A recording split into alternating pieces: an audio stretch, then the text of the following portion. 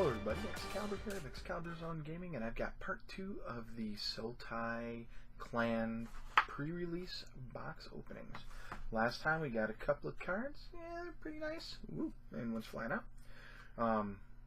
But this time we're going to do another D6 pack rack. Now, what is D6 pack racking if you're just tuning in?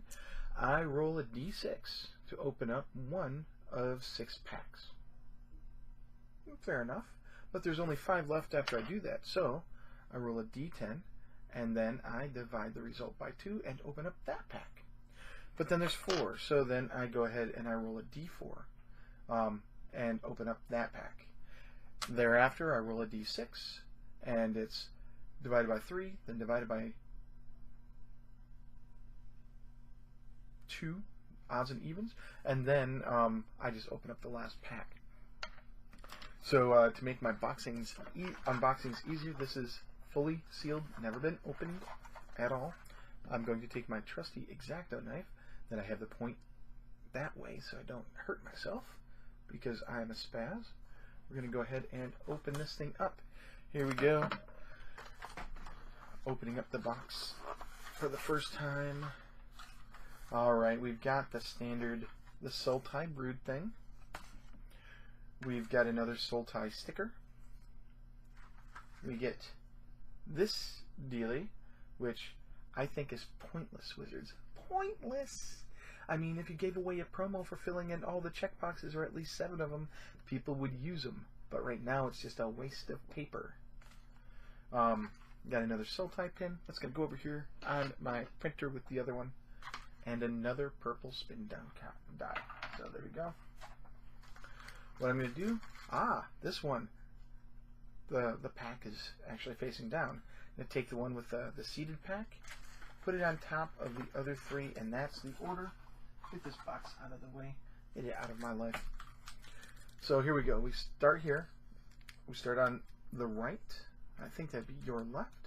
And go 1, 2, 3, 4, 5, and 6. So here we go. We roll the die. And it comes up a 4. 1, 2, 3, and 4. I don't even know what the seeded rare is. Packing is being a Karakin. Crack the packing. So generally what I do is I go through and I read all the common names because we've seen the commons over and over and again. That just reading the names, people go, oh, that's what he got. If there's something I find that's interesting, I'll stop and I'll read what it does and maybe give a deck tip or something like that. That's rare. And then I'm going to go ahead and I will hold the packs up like this and do, before I've been reading it and then showing it, I'm just going to go up and show and then pull off each of the uncommons as they're revealed. And then you'll see the rare and then any foil or land or whatever after that. So there we go. We've got Salt Road Patrol, a Skuldkin, Arrow Storm, Mardu Horde Chief, a Dutiful Return, Hooting Mandrills, and Scout the Borders. And we get a Jeskai banner. I take all the, I call them life lands. It gives you a life when you drop them, and mana fixing lands and banners. And I put them over here out of the way, and they're actually over here, so I'll just set it right there. So if you see me look that way, you know what I'm doing. Then we've got a Karu Dreadmaw and a Longshot Squad. Here come the uncommon. So we have Timely Horde Mate, Incremental Growth, and a Bear's Companion. Now our rare is Herald of Anafenza. Outlast, 2 white. Whenever you activate Herald of Anafenza's Outlast ability, put a 1/1 white soldier creature token onto the battlefield. This is the first time I've seen it in the wild. I've actually seen it in the event deck, so this is cool that I now have a second play copy. We have a forest and a tip card. Can't always get foils. Alright, so here we are. Let's see. Let's roll that D10. And we have rolled an let's see here, there it is. It was an 8 I rolled anyway. Not like it really matters, but still. So it's 1, 2, 3, 4, 5, 6, 7, 8. It's like we're leaving this last pack for the last opening. So I'll go ahead and pull this down. See, the thing that I remember most when opening up packs back in the day was the smell of the cards after you first open them. Oh, that's close. They changed the formula a little bit. It doesn't smell the same. But we've got a Whirlpool Adept. Sorry about that. Ran into a bedtime issue. So here we go. After my daddy duties are over for now, I might be called away again. We'll see. We'll get back to that pack opening that I just opened the pack of. So we start off with a, well, do I want to do? No, just a Whirlpool Adept, Mardu, Warshrieker, Defiant Strike, Crippling Chill, Savage Punch, Debilitating Injury, Abzan Guide, Tusked Colossodon, Unyielding Krumar. Wow, there was not one Lifeland or banner in that entire pack. I think that's a first. Now here are the uncommons. We've got Dragon Grip, Jeskai Elder, Despise. I love that artwork for Despise. And the Rakshasa Death Dealer is the rare. And that is an awesome card. Black-green, 2/2, and he gets +2/+2 until end of turn for black-green. And black-green, he can be regenerated, which is sweet. And looks like we've got a foil. A Meandering Tower Shell foil. Well, looky there. It's got Island Unlock, and whenever a Meandering Tower Shell attacks, exile it. Return to the battlefield under your control, tapped and attacking at the beginning of the declared attacker step on your next turn. That is pretty nice. And then we got a Mountain and a Warrior. This is one of my favorite Warrior cards right there. Looks pretty awesome. And that, yes, was a dual rare deck, dual rare pack. So go ahead and set those up. Now we've got 4 left. Let's roll that D4. And I rolled a 1. This D4 has the number that you roll on the top. Some have them down here along the bottom, but it's in the top point for this. And that means we're going to open up this. Yep, you just saw the foil. It is a Dig Through Time. So let's go ahead and open this up, and we will pull it out. Now, after we get done with the foil rare, the promo card, I've got to sort out the commons and uncommons because it's a different ordering there. But it's a Dig Through Time. I'll go ahead and put that straight up there for you to see. And it's got Delve. Look at the top 7 cards of your library. Put 2 of them into your hand and the rest on the bottom of your library in any order. So it's 6 blue blue. That's awesome. Alright, so common, uncommon.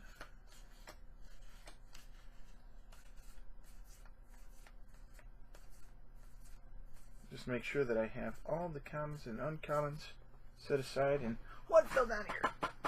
Oh, under the desk. There we go. Because I am very, very clumsy. So for our commons, we've got a Sultai Banner, Riding Mastodon, a Sagu Archer, a Karu Dreadmaw, a Taigum's Scheming, a Sultai Scavenger, an Abomination of Gadol, Rakshasa Secret, another Thornwood Falls, a debilitating Injury, and a Molting Snakeskin. So put those commons out of the way there. For our uncommons, we have an Opulent Palace, a Ruthless Ripper.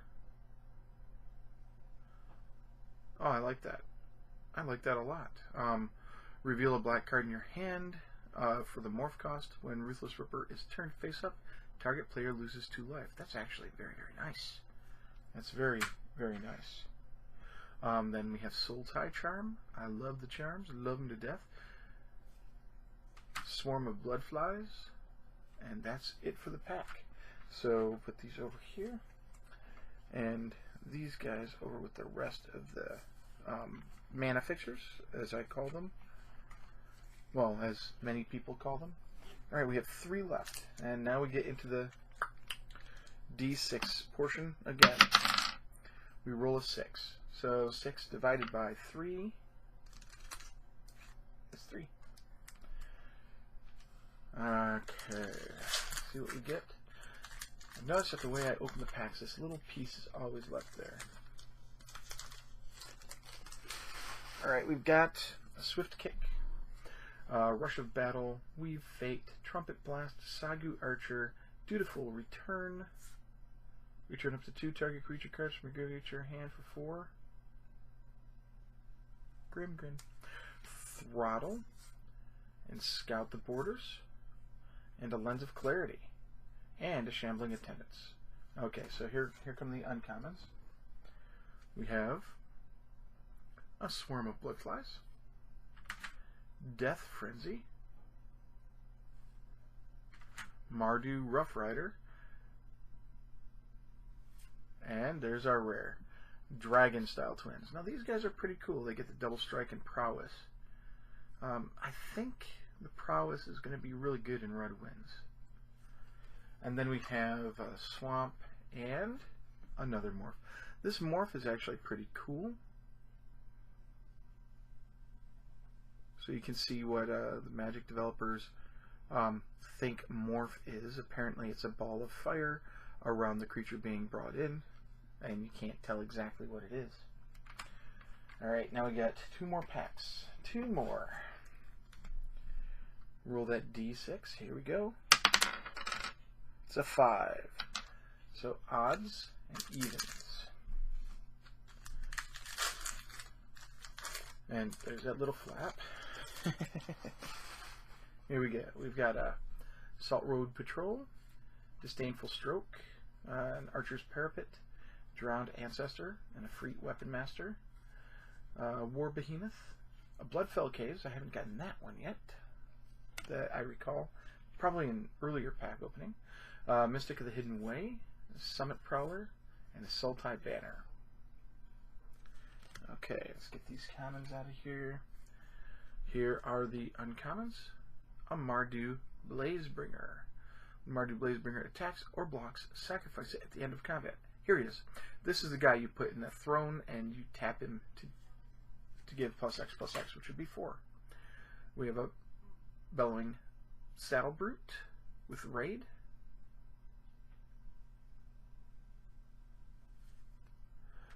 Witness of the Ages. And the rare is Temur Ascendancy. Then we have an island and a tip card.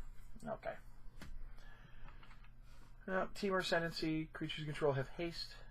Whenever a creature with power 4 or greater enters the battlefield under your control, you may draw a card. Not half shabby. Not half shabby at all. I think I like it. Alright, last pack. No dice rolling necessary, because every result would result in this deck. Here we go. Last one. Do you want me to... Yeah, let's do it this way. We have a Salt Road Patrol, Skuldkin, Arrowstorm, Mardu Horde Chief, Rite of the Serpent, Dragon Scale Boon, Shambling Attendants, and a Jeskai Banner. Then we have Naturalize. Our first is a Jungle Hollow. No, that's a common still. There we go. Alright, so we have a Riverwheel Aerialists. Let's see if we can't get that to be less shiny. Oh, there we go. Another Cranial Archive. And a Seeker of the Way. Okay. The rare is a Mardu Ascendancy. Whenever a non-token creature you control attacks, put a 1/1 red goblin creature token onto the battlefield tapped and attacking. Sacrifice Mardu Ascendancy. Creatures you control get +0/+3 until end of turn. That is a good Ascendancy. And then we've got a Plains and a tip card. Alright.